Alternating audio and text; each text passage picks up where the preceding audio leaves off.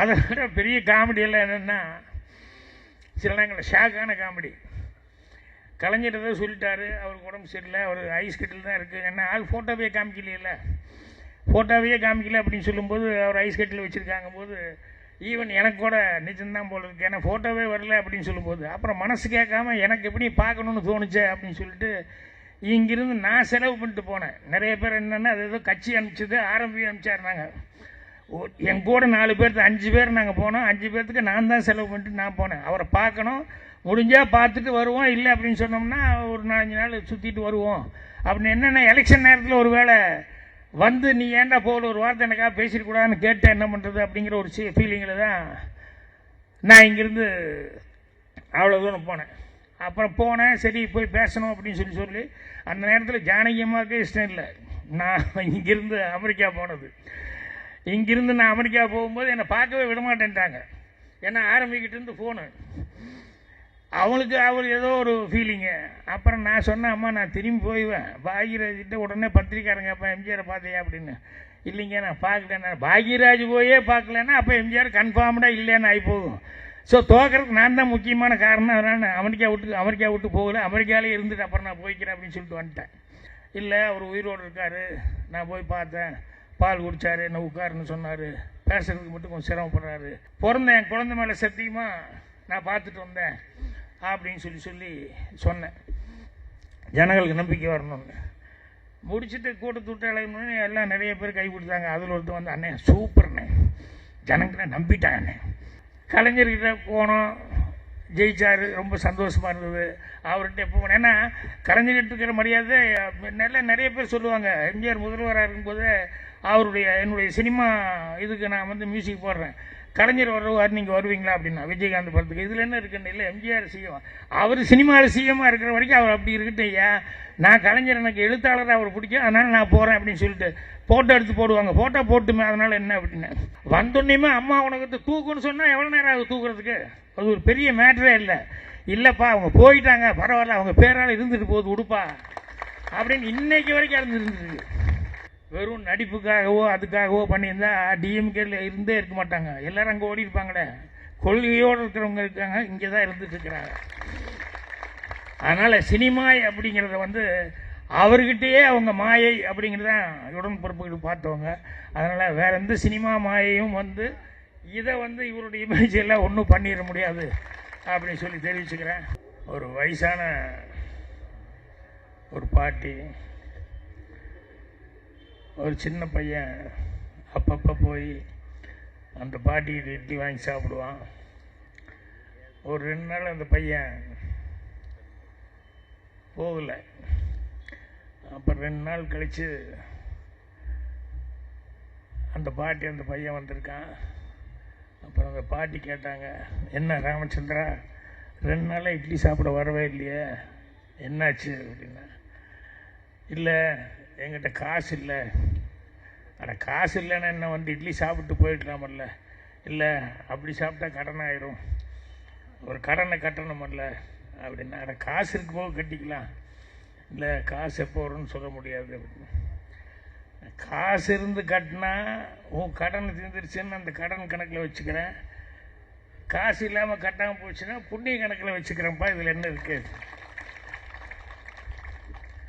அன்னைக்கு தான் எம்ஜிஆர் அவர்களுக்கு அப்போ தான் சின்ன பையனாக இருக்கும்போது ஃபஸ்ட்டு இந்த சாப்பிட்டா அந்த சாப்பிட்றவங்களுக்கு, பசியோ இருக்கிறவங்களுக்கு சாப்பாடு போட்டோம்னா அது புண்ணிய கணக்கில் போய் சேரும் அப்படின்னு அன்னைக்கு தான் முதலாக அப்போ இருந்து அந்த பழக்கத்தை நம்மளும் கடைப்பிடிக்கணும், அந்த புண்ணிய கணக்கை சேர்த்தணும் அப்படின்னு சொல்லி ஆரம்பித்தேன்.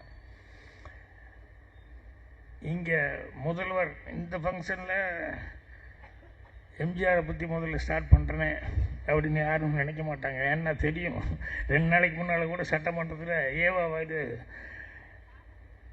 தளபதி அவர்கள், அவரே எம்ஜிஆர் ரசிகன் தான், எங்காவது போகும்போது முதல்ல எம்ஜிஆர் பாட்டு தான் போட சொல்லி கேட்டுக்கிட்டு இருப்பாங்க அப்படின்னு சொல்லியிருக்காரு. எனக்கு அது முதலே தெரியும். இருந்தாலும் சட்டமன்றத்தில் வந்து அவர் அந்தளவுக்கு ரசிகர்னு சொல்லி ஓப்பனாக பேசுனது அப்படிங்கிறது ரொம்ப சந்தோஷமாக இருந்தது. எதுக்கு அதை சொல்ல வந்தேன் அப்படின்னு சொன்னோம்னா, அவர் எப்படி சாப்பாட்டை பசியை போக்கணும் அப்படின்னு நினச்சாரோ அதை வந்து மரியாதைக்குரிய நம்ம முதல்வர் அவர்கள் வந்து அது காலை உணவாக காலையிலேருந்தே குழந்தைகளுக்கு ஆரம்பித்தார்.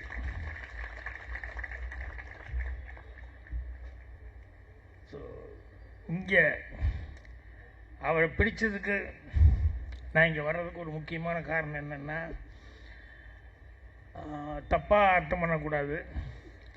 அவர் குடும்பத்திலேயே கலைஞர் மேலே விசுவாசமாக இருந்த ஒரே ஆள் அப்படின்னு சொன்னோம்னா நான் அவர் தான் சொல்லுவேன். ஏன்னா நான் ஆரம்பத்துலேருந்து பார்த்துட்ருக்கிறேன், யாரையும் குறை சொல்கிறதுக்காக இல்லை, கடைசி வரைக்கும் அவர் மேலே உயிராக இருந்து விசுவாசமாக இருந்தது அவர் தான்.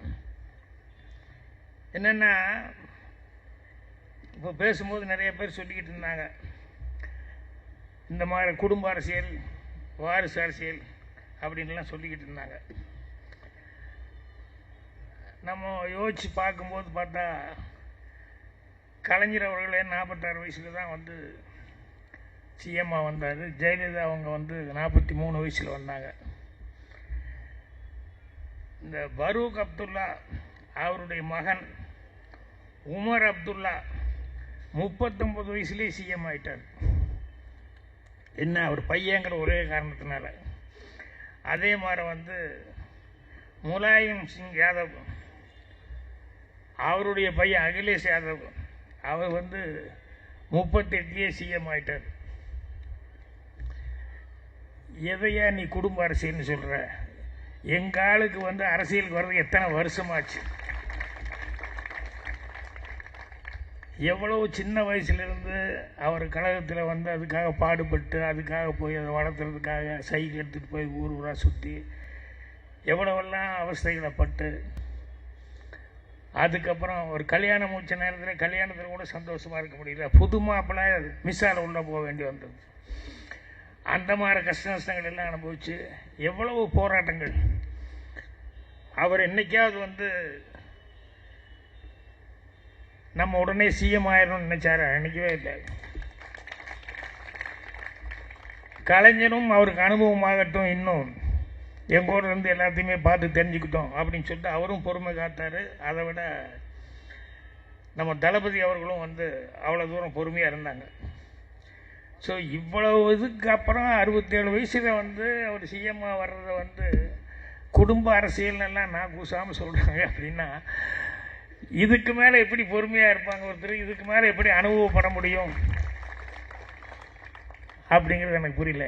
ஏன்னா அவங்களெல்லாம் பாரு, அது பார்த்தா அப்பட்டமாக தெரியலையா? வந்துட்டோன்னு உடனே பையனை கூப்பிட்டு உட்கார வைக்கணும், அதை பண்ண இதை பண்ணணும்னு நினச்சது. அதே மாதிரி நிறைய விஷயங்கள் அவங்க விமர்சனம் பண்ணும்போது சில விஷயங்கள்லாம் பார்த்தோம்னா, எனக்கு நான் எம்ஜிஆரை பற்றி செய்திகள் வரும்போது ஒரு தடவை ஒரு காரில் வரும்போது ஒரு ஹஸ்பண்ட் ஒய்ஃபு கணவன் மனைவி நைட்டில் தள்ளிட்டு வந்துட்டு இருந்தாங்க சைக்கிள். அவர் நிறுத்தி, என்ன பஞ்சரா இல்லை டயர் ஏதாவது பிரச்சனையாக கேளுன்னா, அதெல்லாம் ஒன்றும் இல்லை, பின்னையே ஒய்ஃபை கூப்பிட்டு தள்ளிட்டு போயிட்டீங்க? இல்லைங்க, டபுள்ஸ் போனால் போலீஸ் பிடிச்சிக்குவாங்க அப்படி. உடனே அன்னையிலேருந்து புருஷன் கொண்டாடி டபுள்ஸ் போனால் போலீஸ் பிடிக்கக்கூடாதுன்னு சட்டத்தை போட்டார். எல்லாருமே பெண்களுக்காக எந்த அளவுக்கு அவர் வந்து அக்கறை எடுத்துக்கிட்டாரு அப்படின்னு சொன்னால், இங்கே வந்து இன்றைக்கி விமர்சனம் பண்ணுறவங்க ஃப்ரீ பஸ் பாஸ் கொடுக்கறதுலேருந்து 1000 ரூபா உரிமை தொகை எத்தனை பேர்த்துக்கு, குறவன் அந்த சமுதாயத்துக்கு, ஈழர் அகதிகளுக்கு, இத்தனை பேர்த்துக்கும் அவர் என்னென்னலாம் பெண்களுக்காக அக்கறை எடுத்துக்கிட்டு பண்ணிகிட்டு இருக்காரு அப்படின்னு சொல்லும்போது, அதையும் வந்து கமெண்ட் பண்ணுறாங்க. அதில் அன்பா அப்பா அப்படின்னு சொல்லி சொன்னோம்னா, என்னது அப்பான்னு கமெண்ட் பண்ணுறாங்க அப்படின்னு சொல்லி. அதாவது நாகரிகம் அப்படின்னு தெரியாமல், ஏன்னா இங்கே நம்ம மண்ணுக்குன்னு ஒரு பாரம்பரியம் இருக்குது, பண்பாடு இருக்குது. அந்த பண்பாடு பாரம்பரியத்தில் வந்து தான் அறிஞர் அண்ணா அவர்கள் வந்து மாற்றான் தோட்டத்து மல்லிகையும் வணக்கம் அப்படிங்கிறத வந்து அவர் சொன்னார். அதே மாதிரி எம்ஜிஆர் அவர்களை வந்து எவ்வளவு கடுமையாக விமர்சனம் பண்ணிட்டு இருப்பார். சினிமாவிலையும் சரி, அரசியலும் சரி அப்படி அவர் ஒரு பத்திரிகையாசிரியர் நடிகர். ஆனால் அவர் உன் வீட்டில் சாப்பாட்டுக்கு உழ வச்சுட்டு அரிசிக்கு தைரியமாக நீ போய் எம்ஜிஆர் வீட்டு கதவை தட்டலாம் அப்படின்னு சொல்லி இவருக்கு நேர ஆப்போசிட்டாக தான் எல்லாமே பேசுவார். ஆனால் அந்த விஷயத்தில் அவ்வளோ அதை மறைக்க முடியாத உண்மை இல்லையா, அதை செஞ்சார். அதே மாதிரி நம்ம கலைஞர் அவர்களே எம்ஜிஆருக்கு கம்போசிங் பாட்டு உட்காந்துருக்கும்போது வாலி சார் முதல் லைன் எழுதிட்டார், நான் அளவோடு ரசிப்பவன்னு. அப்புறம் பார்த்தா அடுத்த லைன் வரல, கலைஞர் உள்ளே வர்றாரு. என்னென்ன இல்லை அவருக்கு தான் பாட்டு எழுதிட்டுருக்கேன், நான் அளவோடு ரசிப்பவன் எழுதிட்டேன், அப்புறம் என்ன தெரியுதுன்னா எதையும் அளவின்றி கொடுப்பவன் எழுது அப்படின்னாரு. அதுதானே எம்ஜிஆர் கேரக்டர் அப்படின்னாரு. ஸோ இந்த மாதிரி உண்மையை எப்பவுமே மறைக்காமல் ஓப்பனாக எல்லாம் சொல்லிக்கிட்டு இருந்தாங்க. அதை நீ பாராட்டலைனாலும் கூட பரவாயில்ல, அதை அப்பா அப்படின்னு சொல்கிறது அந்த குழந்தைய பிரியமாக நமக்கு செஞ்சதுக்காக நம்ம செய்கிறது விமர்சனம் பண்ணுறது அப்படிங்கிறது ரொம்ப ரொம்ப ஒரு நாகரிகமற்ற, அது எப்படி சொல்கிறதுன்னு தெரியல. தப்பாக போஸ் வெங்கட்னா வேறு மாதிரி சொல்லியிருப்பார், இல்லை முன்னால் பேசினவர்னா வேறு மாதிரி பேசியிருப்பார். அவ்வளோ கஷ்டமாக இருக்குது அவங்களுக்கு தான் இது பண்ணும்போது. இன்றைக்கி முதலையும் சாப்பாட்டு பிரச்சனைக்கு வரும்போது இந்து கோயில்கள் எல்லாம் எல்லாத்துக்கும் அன்னதானம் வழங்கப்பட்டுருக்கு அப்படின்னா மரியாதைக்குரிய சேகர் பாபு அவரை பார்க்கும்போதெல்லாம் எனக்கு தெனாலிராமன்கள் தான் ஞாபகம் வரும். என்னென்னா தெனாலிராமன் எல்லாத்துக்கும் கடன் கொடுப்பாரு அப்படின்னு சொல்லி அரசருக்கு கேள்விப்பட்டிருக்காங்க. என்ன எல்லாத்துக்கும் கடன் கொடுக்குறியாமா நீ அப்படின்னு சொல்லி கேட்கும்போது, ஆமாம் கடன் கொடுக்கும்போது ஒரு கண்டிஷன் போடுவாருன்னா என்னென்னா, அரசர் ஒருவேளை அவருக்கு ஏதாவது ஒன்று ஆகி போச்சுன்னா உடனே பணத்தை திருப்பி கொடுத்துடணும் அப்படின்னு. இவருக்கு புரியல அரசருக்கு. ஏன் நீ கடன் கொடுக்கறதுக்கும் அவருக்கு எதாவது ஒன்று ஆகி போச்சுன்னா உடனே பணம் திருப்பி விடுன்னு சொல்கிறதுக்கு என்னையே அர்த்தம், நான் ஒத்துக்க மாட்டேன்னு. அப்புறம் தான் தெனாலிராமன் சொன்னாராம், இல்லை அரசரை அப்படி சொல்லி கொடுத்தா தான் அரசருக்கு என்றைக்கும் எதுவுமே ஆகக்கூடாது, கடைசி வரைக்கும் அவர் நல்லா இருக்கணும், டெய்லி எந்திரிக்கும் போதெல்லாம் அவன் அப்படி தான் கும்பிட்டுக்குவான்னா. அதனால் சேகர் பாபு பொறுத்த வரைக்கும் அந்த மாதிரி ஒரு கேரக்டர். அவர் எவ்வளோ விசுவாசமாக இருக்க முடியுமோ, எவ்வளோ அவங்கெல்லாம் சொன்னாங்க இல்லையா, சொல்லிட்டாங்கன்னா அந்த சொன்னபடி செய்வாங்க, அந்த டைம்னா அந்த டைமுக்கு செய்வாங்க அப்படின்னு சொல்லிட்டு அந்த விஷயத்தில் சேகர் பாபு அவர்கள் அவ்வளோ கரெக்டாக இருந்துருக்காரு. நிறைய பேர் சொல்லிட்டு இருந்தாங்க இல்லையா, வீட்டுக்கே போகிறது இல்லை, என்ன இவங்கள மாதிரி ஆட்களுக்கெல்லாம் வீட்டுக்கு போகிறதுக்கான டைமுகளே இருக்காது, அந்த அளவுக்கு அவங்க வேலை பார்த்துருக்காங்க. நான் பாக்கியா புக்குன்னு எழுதும்போது ஒரு விஷயம் சொல்லியிருந்தேன், என்னென்னா எந்த ஒரு பிரச்சனை எந்த ஒரு விஷயமா இருந்தாலும் நீ உன்னோட ஆங்கிளில் பார்க்காத அப்படிங்கிற மாதிரி சொல்லி ஒரு மேட்ரு சொல்லியிருந்தேன். என்ன அப்படின்னா, நான் ஸ்கூல்லேருந்து வந்துட்டு இருக்கும்போது அப்போ எனக்கே ஒரு 13 வயசு 12 வயசு அவ்வளோதான் இருக்கும். ஸ்கூல்லேருந்து வந்துட்டு இருக்கும்போது ஆப்போசிட் சைடில் ஒரு பையன், சின்ன பையன், அவனுக்கு ஒரு 6 வயசு தான் இருக்கும், 6-7 வயசு, எனக்கு ஒரு 13-14 வயசு இருக்கும். அந்த பையன் ரோட்டு நடந்து வந்துட்டுருக்கிறான், அவன் ஏதோ பாட்டெல்லாம் பாடிட்டே வந்துட்டுருந்தான். நான் அதை பார்த்து சந்தோஷமாக சிரிச்சுட்டே வந்துட்டுருந்தேன். திடீர்னு அந்த பையன் என்ன பண்ணான்னா, ஒரு லாரி இப்படி குறுக்கால போச்சு. போன உடனேமே இந்த பையன் இந்த சைடுக்கு வரணும், அவன் வீடு இந்த சைடு, அந்த பக்கம் வந்துட்டு நான் பார்த்தேன்னா லாரி இப்படி போனேன்னா அந்த பையன் குடுகுடுன்னு ஓடியான்ட்டான். இப்படி இருந்து பஸ்ஸு வந்துருச்சு. இப்போ இந்த பையன் ஓடி வந்தான், பஸ்ஸு பிரேக் அடித்தான், இருந்தால் கூட பட்டு அந்த பையன் மேலே சக்கரை இதாகிடுச்சு. நான் பார்த்துட்டு பதறி போய் இங்கேருந்து ஓடுறேன். ஓடி போய் அவங்க அம்மா இதில் உழைக்கிறதோ குத்திக்கிட்டு இருக்கான், என்னங்க உங்கள் பையன் இப்படி பஸ்ஸில் அடிபட்டாங்கன்னு. ஐயோ அப்படின்னு சொல்லிட்டு அந்த அம்மா எங்கேனா அவனாசி ரோட்டுக்கு ஓடுறாங்க. ஒன்று அவங்க தம்பி அவங்க அண்ணன் எல்லாம் எங்கூட படிக்கிறவங்க இல்லையா, ஸோ அவங்ககிட்ட சொல்லலான்னு சொல்லிட்டு அவங்க அண்ணனை தேடிட்டு போனேன். பார்த்தா எல்லாம் நேரத்துக்கு கிரவுண்டில் எங்காவது பில்லி கில்லி குண்டு ஆடிட்டு எங்காவது இருப்பாங்க அப்படின்னு சொல்லிட்டு அந்த கிரவுண்டுக்கு மைதானம் தேடிட்டு போனேன். போகும்போது அவங்க அண்ணன் இன்னொரு 3-4 பேர் பசங்கள்லாம் சிரிச்சிட்டு ஜாலியாக ஓடி வந்துட்டு இருந்தாங்க. நான் போயிட்டு இருக்கும்போது என்னை தாண்டி ஒரு ஆள் வேகமாக ஓடினார். போனால் அவங்க அண்ணன் அவனும் அந்த ஃப்ரெண்ட்ஸு எல்லாம் வந்துருந்தாங்க. அவங்ககிட்ட போய் என்னமோ கேட்டோடனே அவங்க அண்ணன் அவசரமாக அவனை கூப்பிட்டு இப்படி போன ஏதோ கையை காமிச்சு என்னமோ காமிச்சாங்க. அவங்க போனாங்க, ஒரு மில்லு கதவை திறந்து அதுக்குள்ளே அவன் போய் மில்லு கேட்டு சாத்திட்டாங்க. இப்போ திரும்பி வரும்போது நான் வேகமாக ஓடி வந்தேன். என்ன பாக்கி இவ்வளோ வேகமாக ஓடி வர்றேன் அப்படின்னு. நான் இப்போ அவங்க அண்ணன் பேர் நாச்சிமுத்து. இந்த மாதிரி உன் தம்பி பஸ்ஸில் அடிபட்டானே. ஐயோ, என் தம்பியா பஸ்ஸில் அடிபட்டான் அப்படின்னு அப்படியே ஒரே ஷாக் ஆகிட்டேன். என்னன்னா இப்போ தான் அந்த டிரைவரு ஜனங்கிட்ட தப்பிச்சு அடி வாங்காமல் ஓடி வந்தவர் எங்கே போகிறதுன்னு தெரியல. இப்போ அவங்க அண்ணனை பார்த்தோன்னே அழுது இருக்கான். என் மேலே தப்பு இல்லைங்க, அந்த குழந்தை ஓடி வந்து உள்ளே வந்துருச்சு, பஸ்ஸு மரவில் எனக்கு தெரியல, லாரி மரவில் வந்தது. யோ, நீ என்னையா பண்ணுவ, சின்ன குழந்தை ஓடி வந்ததுக்கு, இங்கே வாயா, இந்த மில்லு இருக்குது, இந்த மில்லு கூட போனால் கதவை சாத்திடுவாங்க, உள்ளே யாரையும் விட மாட்டாங்க, நீ உள்ளே போய் இருந்துக்கோ, நான் எனக்கு வாட்ச்மேன்கிட்ட சொல்லிடுறேன், யாரும் திறக்க வேண்டாம்னு சொல்லிடுறேன், போலீஸுக்கு ஃபோன் பண்ணி போலீஸ் மூலமாக நீ அப்புறம் வெளியே போய் தப்பிச்சுக்கோ அப்படின்னு சொல்லி போட்டு இவன் திரும்பி வந்தான். அப்போ நான் சொன்னேன், உன் தம்பின்னு. ஏன் தம்பியா லாரியில் அடிச்சு பஸ்ஸில் அடித்தா, டேய் உன்னை நான் கொல்லாமல் விட மாட்டேனா அப்படின்னு சொல்லிட்டு என்னென்ன கிடைக்குது எல்லாம் எடுத்து டேய் அப்படின்னு சொல்லிட்டு ஓடினான். நான் அதை அப்படியே பார்த்துக்கிட்டே இருந்தேன். என்ன இப்போ கொஞ்சம் முன்னால் தான் அந்த பையனுக்கு வந்து பையன் மேலே என்ன சின்ன பையன் ஓடி வந்துட்டான், பாவன் டிரைவர் அவனும் பொண்டாட்டி பிள்ளை இருக்குல்ல, அவன் மேலே என்ன தப்பு இருக்குன்னு அவனை காப்பாற்றின ஆளுக்கு இப்போ தம்புள்ள தன் தம்பி அவன் அடிபட்டான்னு சொன்னோன்னே அதை தாங்கிக்க முடியல. உடனே கொந்தளிச்சு அவனை கொலை பண்ணுற அளவுக்கு இதாகிட்டான். என்னென்னா அப்போ தான் தெரிஞ்சது, ஒரு பிரச்சனையை மூணாம் மனுஷனாக இருந்து பார்த்தா உனக்கு நல்ல நியாயம் தெரிஞ்சது. ஆனால் அதே சுயமாக நீ வந்து உன்னையும் சம்மந்தப்படுத்திட்டேன்னா அதில் வந்து நியாயங்கிறது தெரியாது. நம்ம வந்து இன்னைக்கு நான் வந்து ரொம்ப நாளாச்சு அரசியல் இதுக்கெல்லாம் இந்த மீட்டிங்கு நான் போகல. கடைசியாக அநேகமாக சேகபாபு சார் கூப்பிட்டு போன தடவை வந்து கலைஞர் அவர்களுடைய 100ஆண்டு விழா நீ கலந்துக்கணும்னு சொன்னப்போ அப்போ வந்து நான் பேசினேன். அதுக்கப்புறம் இன்றைக்கி தான் மறுபடியும் நான் வந்து பேசுகிறேன். ஆனால் இன்றைக்கி நான் வந்தும்போது என்னென்னா, இந்த மூணாம் மனுஷனாக இருந்து சில விஷயங்களை பார்ப்போம் இல்லையா, அந்த மாதிரி பார்க்கும்போது அவர் முதல்வர் ஸ்டாலின் அவர்கள் 2 விஷயத்தை வந்து கழகத்தினுடையதாக பார்க்குறேன் நான். என்ன அப்படின்னா, ஒன்று வந்து மனிதனுடைய ஹெல்த்து, அவனுடைய ஹெல்த் உடம்பு நல்லா இருக்கணும், அது ஒன்று. 2வது கல்வி. இது 2ஐயும் வந்து நான் வந்து கழகத்தினுடைய 2 கண்களாக நான் பார்க்குறேன் அப்படின்னாரு.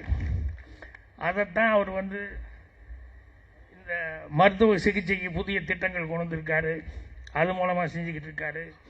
அதே மாதிரி கல்வி அறிவு அப்படிங்கிறதுக்கு வந்து அதுக்கு என்னென்னலாம் பண்ண முடியுமோ இந்த 12th ஸ்டாண்டர்ட் படிக்கிற வரைக்கும் அவங்களுக்கு, அதே மாதிரி காலேஜில் போய் படிக்க முடியாமல் வெளியே ஹாஸ்டலில் படிக்க முடியாமல் வெளியே இருந்து தங்குறாங்களே அவங்களுக்கு, இப்படி எல்லாத்துக்குமே அவர் எந்த அளவுக்கு வந்து உதவி செய்ய முடியுமோ அந்த அளவுக்கு வந்து அவர் உதவி செஞ்சிட்ருக்காரு.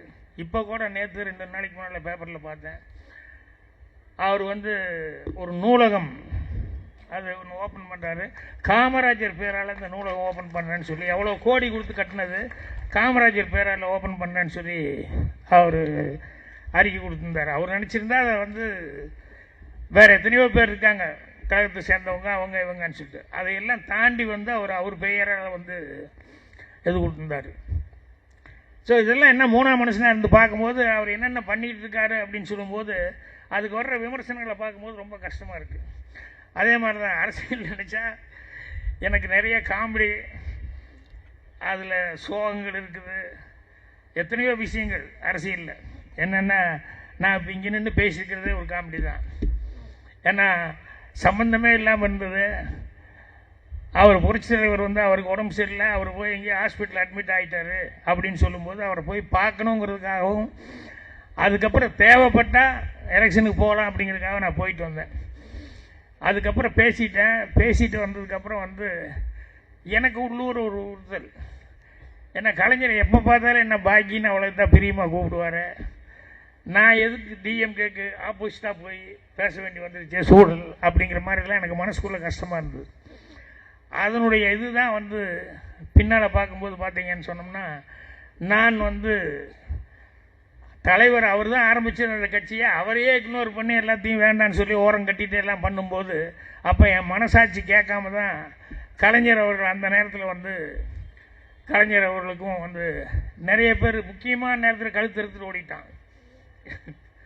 முக்கியமாக 2006 எலெக்ஷன் நேரம் கொடியெல்லாம் வச்சு ஏதோ பண்ணாங்க. சில நேரங்களில் ஒரு கட் அவுட் வச்சாங்க, அவங்க ஒரு ஆள் காணாமல் போயிட்டாரு, இன்னொருத்தர் வேற எங்கேயோ ஒன்று, அவங்க 2 பேர் காணாமல் போயிட்டாங்க. இப்படி ஒவ்வொருத்தராக காணாமல் போயிட்டாங்க அப்படின்னு சொல்லும்போது தான் அப்போ கலைஞர்கிட்ட இருந்து எனக்கு அழைப்பு வந்தது. சரி, நம்ம செஞ்ச தப்புக்கு பிராயச்சித்தமாக இதை போய் செய்வோம் அப்படின்னு சொல்லிட்டு நான் வர்றேங்க. நான் வந்து கழகத்துக்காக நான் டிஎம்காக பேசுகிறேன் அப்படின்னா அந்த 2006 எலெக்ஷன் எல்லாரும் எனக்கு இன்றைக்கும் சொல்லிக்கிட்டு இருக்கிறது எனக்கு ஆச்சரியமாக எனக்கு தெரியல. ஆனால் அந்த நேரத்தில் அது வந்து ரொம்ப ஆச்சரியமாக பேசப்பட்டது. என்னென்னா சன் டிவியில் லைவாக வந்து என்னை பேச வச்சு லைவாக எலெக்ஷன் பிரச்சாரம் வந்து நடந்தது. ஸோ அதெல்லாம் எனக்கு வந்து அவ்வளோதான் இருந்தது. அதை விட பெரிய காமெடியெல்லாம் என்னென்னா சில நேரங்களில் ஷாக்கான காமெடி. கலைஞர் ஏதோ சொல்லிட்டாரு, அவருக்கு உடம்பு சரியில்லை, அவர் ஐஸ் கட்டில் தான் இருக்குது. ஏன்னா ஆள் ஃபோட்டோவே காமிக்கலையில, ஃபோட்டோவையே காமிக்கல அப்படின்னு சொல்லும்போது அவர் ஐஸ் கட்டில் வச்சுருக்காங்க போது ஈவன் எனக்கு கூட நிஜம்தான் போல இருக்கு, ஏன்னா ஃபோட்டோவே வரல அப்படின்னு சொல்லும்போது அப்புறம் மனசு கேட்காம எனக்கு எப்படி பார்க்கணுன்னு தோணுச்சு அப்படின்னு சொல்லிட்டு இங்கிருந்து நான் செலவு பண்ணிட்டு போனேன். நிறைய பேர் என்னென்னா அது ஏதோ கட்சி அனுப்பிச்சது ஆரம்பி அனுப்பிச்சாருனாங்க. என் கூட 4 பேர்த்து 5 பேர் நாங்கள் போனோம். 5 பேர்த்துக்கு நான் தான் செலவு பண்ணிட்டு நான் போனேன். அவரை பார்க்கணும், முடிஞ்சால் பார்த்துட்டு வருவோம், இல்லை அப்படின்னு சொன்னோம்னா ஒரு 4-5 நாள் சுற்றிட்டு வருவோம் அப்படின்னு. என்னென்ன எலெக்ஷன் நேரத்தில் ஒரு வேளை வந்து நீ ஏன்டா போகல, ஒரு வார்த்தை எனக்காக பேசிடக்கூடாதுன்னு கேட்டேன், என்ன பண்ணுறது அப்படிங்கிற ஒரு ஃபீலிங்கில் தான் நான் இங்கேருந்து அவ்வளோ தூரம் போனேன். அப்புறம் போனேன், சரி போய் பேசணும் அப்படின்னு சொல்லி அந்த நேரத்தில் ஜானகி அம்மாவுக்கே இஷ்டம் இல்லை நான் இங்கேருந்து அமெரிக்கா போனது. இங்கிருந்து நான் அமெரிக்கா போகும்போது என்னை பார்க்கவே விட மாட்டேன்ட்டாங்க. ஏன்னா ஆரம்பிக்கிட்டேருந்து ஃபோனு அவங்களுக்கு அவர் ஏதோ ஒரு ஃபீலிங்கு. அப்புறம் நான் சொன்னேன், அம்மா நான் திரும்பி போயிடுவேன். பாக்யராஜ்கிட்ட உடனே பத்திரிக்காரங்க அப்போ எம்ஜிஆரை பார்த்தியா அப்படின்னு. இல்லைங்க நான் பார்க்கலன்னா, பாக்யராஜ் போயே பார்க்கலன்னா அப்போ எம்ஜிஆர் கன்ஃபார்ம்டாக இல்லைன்னு ஆகி போகும். ஸோ தோக்கிறதுக்கு நான் தான் முக்கியமான காரணம். அதனால் நான் அமெரிக்கா விட்டு போகல, அமெரிக்காவிலே இருந்துட்டு அப்புறம் நான் போய்க்கிறேன் அப்படின்னு சொல்லிட்டு வந்துட்டேன். அதுக்கப்புறம் வேறு யாரோ ஒன்று சொல்லி என்ன பைத்தியமா அப்படின்னு அந்த அம்மாவை திட்டி அதுக்கப்புறம் என்ன அனுப்பிச்சி விட்டு ஒரு 6 நாள் தான் இருக்குது, போயிட்டு வாங்க அப்படின்னு. அப்போ போய் ஜனங்கிட்ட வந்து அவங்க நம்பரும் கரெக்டாக சொல்லணுமே அப்படின்னு சொல்லிட்டு போகும்போது, இல்லை அவர் உயிரோடு இருக்கார், நான் போய் பார்த்தேன், பால் குடித்தார், என்ன உட்காருன்னு சொன்னார், பேசுகிறதுக்கு மட்டும் கொஞ்சம் சிரமப்படுறாரு அப்படின்னு சொல்லும்போது ஒரு சில இடங்களில் வந்து ஜனங்களுக்கு நம்பிக்கை அப்படிங்கிறதுக்காக வந்து என்னை அறியாமல் அப்போ தான் எனக்கு குழந்தை பிறந்திருக்கு, பிறந்த என் குழந்தை மேலே சத்தியமாக நான் பார்த்துட்டு வந்தேன் அப்படின்னு சொல்லி சொன்னேன். ஜனங்களுக்கு நம்பிக்கை வரணும்னு முடிச்சுட்டு கூட்டத்தை விட்டு அழகணும்னு எல்லாம் நிறைய பேர் கை கொடுத்தாங்க. அதில் ஒருத்தர் வந்து, அண்ணே சூப்பர்ண்ணே, ஜனங்களை நம்பிட்டாங்கண்ணே, நீங்கள் குழந்தை மேலே உயிர்னு சொன்னீங்களே, சத்தியம்னு சொன்னீங்களே, அப்படியே நம்பிட்டாங்கண்ணே எம்ஜிஆர் உயிரோடு இருக்குன்னு. அடா பாவி, ஏண்டா நான் என் குழந்தை மேலே சத்தியம் பண்ணது உனக்கு அவ்வளோ அரசியலாக தெரியுதா? என்னடா சொன்ன? இல்லை ஜனங்க நம்பிட்டாங்கண்ணே. அப்போ இவன் எந்த அளவுக்கு மட்டமான ஒரு அரசியல்வாதியாக அவன் ஆகிட்டான் அப்படின்னு சொல்லி நினச்சி பார்க்கும்போது அன்றைக்கே இந்த அரசியல் மேலே எனக்கு மனசுக்கு ரொம்ப கஷ்டம். அதுலேருந்து தான் கொஞ்சம் ஒதுங்கிட்டேன். ஒதுங்கினதுக்கப்புறம் நிறைய தடவை அதுக்கப்புறம் வந்து ஜெயலலிதா வந்ததையும் வந்து சொன்னாங்க. நான் சொன்னேன், அப்பா நெருப்பு ரொம்ப பக்கத்தில் போனாலும் சுற்றும், ரொம்ப தூரமாக இருந்தாலும் அந்த கதகதப்பு இருக்காது, அதனால் நான் இப்படியே இருந்துக்கிறேன் பெட்டர்ப்பா அப்படின்னேன். முடிஞ்ச வரைக்கும் அவர் வந்து இறந்துட்டார். அவர் நடராஜ் அவர்கள் வந்து வாங்க வாங்க வாங்கன்னு சொல்லி கூப்பிட்டாரு. வேண்டாம் நான் இப்படியே இருந்துக்கிறேன்னு. ஆரம்பியெல்லாம் வந்துட்டார் அப்படின்னு. அவருக்கு அதுதான் என் தொழில், அவர் வருவார், எனக்கு வேறு தொழில் இருக்குது, நான் அதை பார்த்துக்கிறேன், என்னை விட்டுரு அப்படின்னேன். இல்லை உங்களுக்கு கிடைக்கிற மரியாதையே வேறு, நீங்கள் வாங்கன்னு. வேண்டவே வேண்டாம் விட்டுரு அப்படின்னு. ஏன்னா எனக்கு தெரியும், அங்கே நான் போகும்போது டெய்லி டிவியில் பார்க்குற மாதிரி பார்த்துனுமே இப்படியே கும்பிட்றான். அந்த அம்மா அங்கே இருக்கும்போது இங்கிருந்தே விழுகுறான், ஒருத்தர் சூடம் கொளுத்துறான். இப்போ நான் போய் உள்ளே சேர்ந்துருந்தேன்னு வைங்களேன், இந்த அம்மா உள்ளேருந்து வரும்போது பொத்துன்னு அத்தனை பேர் விழுந்து நான் ஒருத்தர் மட்டும் பேசாமல் நின்றுருந்தேன்னு வை, எப்படி இருக்கும் அந்த அம்மாவுக்கு? ஏன்னா ஏனைய பாளையக்கோரர்கள் எல்லாமே பணிஞ்சிட்டாங்க, நீ ஒருத்த மட்டும் இந்த அம்மா கடுப்பாகாது? வேண்டவே வேண்டாம், நான் இப்படி இருந்துக்கிறேன் அப்படின்னு சொல்லிட்டு அதுக்கப்புறம் நான் போகல. அதுக்கப்புறம் எனக்கு என்னென்னா கலைஞர்கிட்ட போனோம், ஜெயிச்சார், ரொம்ப சந்தோஷமாக இருந்தது. அவர்கிட்ட எப்போ ஏன்னா கலைஞர்கிட்ட இருக்கிற மரியாதை நிறைய பேர் சொல்லுவாங்க. எம்ஜிஆர் முதல்வராக இருக்கும்போது என்னுடைய சினிமா இதுக்கு நான் வந்து மியூசிக் போடுறேன், கலைஞர் வருவார், நீங்கள் வருவீங்களா அப்படின்னா, விஜயகாந்த் படத்துக்கு. இதில் என்ன இருக்குன்னு இல்லை, எம்ஜிஆர் சிஎம், அவர் சினிமாவில் சிஎம்மாக இருக்கிற வரைக்கும் அவர் அப்படி இருக்கட்டும் ஐயா, நான் கலைஞர் எனக்கு எழுத்தாளராக அவர் பிடிக்கும், அதனால் நான் போகிறேன் அப்படின்னு சொல்லிட்டு ஃபோட்டோ எடுத்து போடுவாங்க. ஃபோட்டோ போட்டுமே அதனால் என்ன அப்படின்னு. அதே மாதிரி என்னுடைய திரைப்படங்கள் போகிறான், கலைஞர் அவர்களை வந்து நான் போய் கூப்பிடுவேன், அவசியம் நீங்கள் வரணும் அப்படின்னு சொல்லிட்டு. இது நம்ம எல்லா படத்துக்குமே நான் கலைஞரை கூப்பிட்டுருக்கேன். கலைஞர் வந்து நம்ம மனதார பாராட்டியிருக்காரு. ஸோ அதனால் அது போது நமக்கு, அது நமக்கு ரொம்ப சந்தோஷமாக இருக்குது அப்படிங்கிற மாதிரி அதில் திருப்தி பெற்றுக்கிட்டேன். இப்போ வந்து இவர் சேகர் பாபு அவர்கள் வந்து கூப்பிடும்போது உண்மையிலேயே மரியாதைக்குரிய முதல்வர் ஸ்டாலின் அவர்கள் எந்த அளவு செஞ்சிட்ருக்காரு அப்படின்னு சொல்லும்போது அதுக்காக தான் நான் வந்து இல்லை நான் அவசியம் வர்றேன் அப்படின்னேன். ஒரே ஒரு கடைசி உதாரணம் ஒன்று சொல்லலாம். என்னென்னா, அவர் முதலே சொன்ன காமராஜர் பேர் வைக்கிறேன்னு சொல்லிட்டு, அந்த மாதிரி வந்தோன்னையுமே அம்மா உனக்கு தூக்குன்னு சொன்னால் எவ்வளோ நேரம் ஆகுது தூக்குறதுக்கு? அது ஒரு பெரிய மேட்டரே இல்லைப்பா அவங்க போயிட்டாங்க, பரவாயில்ல, அவங்க பேரால் இருந்துட்டு போகுது உடுப்பா அப்படின்னு இன்னைக்கு வரைக்கும் இருந்துருக்கு. ஸோ மனிதநேயம் அப்படின்னு சொல்கிறதுக்கு இதை விட வேறு என்ன சிறந்த உதாரணம் இருக்க முடியும்? ஸோ அந்த அளவுக்கு இருந்துட்டுருக்காரு. ஸோ இன்றைக்கி வந்து சமூக நீதி, மொழிப்பற்று, சுயமரியாதை, மாநில சுயாட்சி, இதெல்லாம் தான் வந்து கழகத்தினுடைய 4 தூண்கள் மாதிரி அப்படின்னு சொல்லிட்டு உண்மையிலேயே அவர் இந்த அளவுக்கு அவர் வந்து சிறப்பாக செயல்பட்டுருக்கிறது அப்படிங்கிறது வந்து எனக்கு மனசார அது மேலே அதை வந்து மனிதநேய விழாவில் வந்து மனசார அதை பாராட்டி 2 வாரத்தை பேசணும் அப்படின்னு சொல்லி தோணுச்சு. அதனால் நான் வந்தேன். அதே மாதிரி உங்களையெல்லாம் வந்து எம்ஜிஆர் சொல்கிறது தான் ஞாபகம். என்னென்னா அவர் சொல்லுவார், இந்த டிஎம்கே இதை வந்து சொல்லுவார், அப்போல்லாம் சொல்லுவாங்கள்ல, இந்த மாதிரி எம்ஜிஆர் அப்படின்னு சொல்லி சொன்னாலே இந்த விசில் அடித்தாங்க குஞ்சுக்க அப்படி இப்படின்னா கிண்டல் அடிச்சுட்டு இருப்பாங்க. அந்த காலத்தில் 50 வருஷம் 60 வருஷம் முன்னாலேயே அதெல்லாம் வரும். அப்போல்லாம் எம்ஜிஆர் என்ன சொன்னாருன்னா, எப்பா நான் ஒரு தடவை ஏதோ ஒன்று தவறி ஏதோ வார்த்தை சொல்லிட்டேன், என்னமோ ஒன்று, அந்த அவர் என்ன செய்யணுமோ ஜனங்கள்லாம் நீங்கள் செய்யுங்கன்னா உடனே மைக் ஆஃப் பண்ணி இது ஆஃப் இதாக இருக்கட்டும், ஆஃப் த ரெக்கார்டு அப்படின்னு சொல்லி போட்டு, அப்புறம் எனக்கு ஏய் டிஎம்கே காரங்களை பற்றி உனக்கு தெரியாது, எனக்கு நல்லா தெரியும், ஏன்னா அவன் எனக்கு ரசிகனாக இருந்துவேன், இன்னும் எனக்கு ரசிகனாக இருப்பான், ஆனால் தொண்டனாக இருக்க மாட்டான். அதனால் நீ எனக்கு ரசிகன்னு சொல்கிற வரைக்கும் உன் படம் எல்லாருமே ரசிச்சுட்டு இருப்பாங்க. நீ தொண்டேன்னு சொன்னையோ அவனும் படம் பார்க்க மாட்டான், வீட்டில் இருக்கிற பொண்டாட்டி பிள்ளைகளையும் படம் பார்க்க விட மாட்டான். அதனால் நீ பாட்டில் நீ சினிமா இருக்குது, இதை பிடிக்கிறதுக்கு நான் அவ்வளோ கஷ்டப்பட்டேன், நீ இவ்வளோ சீக்கிரமே வந்து பிடிச்சிட்டேன், அதனால் இதை பார்த்து இது பண்ணிக்கணும். அப்போல்லாம் நான் ஆச்சரியப்பட்டுக்கிட்டு இதே தான் சொல்லிக்கிட்டு இருப்பேன் என் நண்பர்கள் எல்லாம் திட்டுமே. என்னென்னா, கதை எழுதுறாரு, அவருக்கு வந்து டைலாக்ஸில் வந்து அவர் தான் ஓகே பண்ணுவார், பாட்டு எழுதுது அவர் தான், எடிட்டிங் அவருக்கு தான் நாலேஜு, ஃபைட்டில் வந்து கெட்டிக்காரத்தனமாக ஃபைட் எடுக்கிறாரு, அப்புறம் எல்லா நாலேஜும் அவருக்கு இருக்குது சினிமாவில். இந்த நாலேஜ் அந்த நாலேஜும் இல்லை. அவர் படத்தில் பார்த்தீங்கன்னு சொன்னோம்னா செட் அப்படி இருக்கும், எல்லாமே அவ்வளோ பிரமாதமாக இருக்கும். இத்தனையும் உடன் பிறப்பேன்னு ஒரே ஒரு பேனாவில் மட்டும் எழுதி பேலன்ஸ் பண்ணார் பாரு,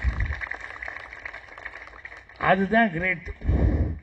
அதனால் அவங்களாம் சொல்கிற மாதிரி மற்றவங்கன்னா வேறு ஏதாவது சொல்லிகிட்டு இருக்கலாம். இது வந்து வெறும் நடிப்புக்காகவோ அதுக்காகவோ பண்ணியிருந்தா டிஎம்கேல இருந்தே இருக்க மாட்டாங்க, எல்லோரும் அங்கே ஓடி இருப்பாங்களே. கொள்கையோடு இருக்கிறவங்க இருக்காங்க, இங்கே தான் இருந்துட்டுருக்கிறாங்க. அதனால் சினிமா அப்படிங்கிறத வந்து அவர்கிட்டயே அவங்க மாயை அப்படிங்கிறதான் உடன்பிறப்புகள் பார்த்தவங்க. அதனால் வேறு எந்த சினிமா மாயையும் வந்து இதை வந்து இவருடைய இமேஜ் எல்லாம் ஒன்றும் பண்ணிட முடியாது அப்படின்னு சொல்லி தெரிவிச்சுக்கிறேன். நன்றி, வணக்கம்.